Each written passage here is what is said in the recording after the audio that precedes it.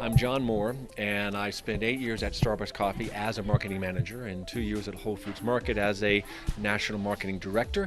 These days, I run the Brand Autopsy marketing practice. Well, the story behind Brand Autopsy is years ago, I started a blog, and this was back in 2003.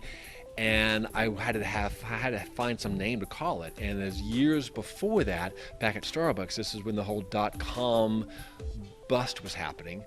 A friend and I were talking about, we should probably go do a brand autopsy as to why these .com brands are dying. And so from there, that term brand autopsy came about.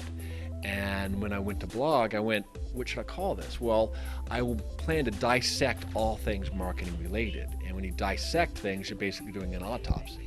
And if I'm dissecting a business, might as well do a brand autopsy. Customer touch points are, to me, critical because as marketers and as business owners, we don't get to decide what customers talk about. Customers decide, and they can talk about anything. And so when I talk about customer touch points as talking points, I'm finding ways that a customer is going to interact with the brand. It could be a menu.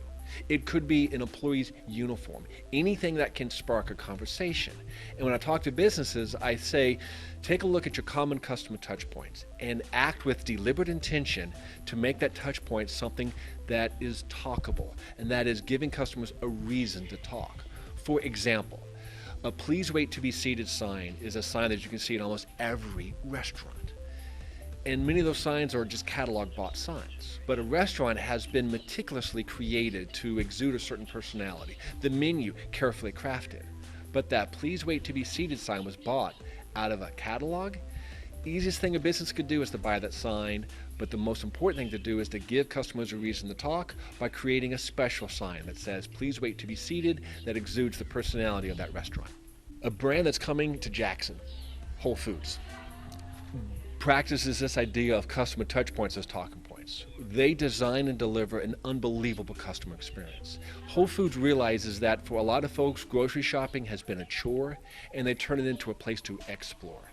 When you go there and you look at the produce section, it is just unbelievably pristine. And that just gives you a sense of feeling as though this is a quality place automatically. But beyond that, they allow their employees to show some personality. They don't have a uniform beyond having something to wear atop their t-shirts and such. So they give their employees the flexibility, if you will, to showcase their personality through wearing different style shirts there.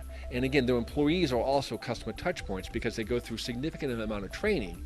And when you're selling natural organic foods, it's important to educate customers, and Whole Foods does that brilliantly well, first by educating their employees, who in turn will make their customers smarter. Starbucks, what they have done as far as becoming a talkable brand, they've done a lot, and they practice a lot of things that I talk about today, and that is acting with deliberate intention.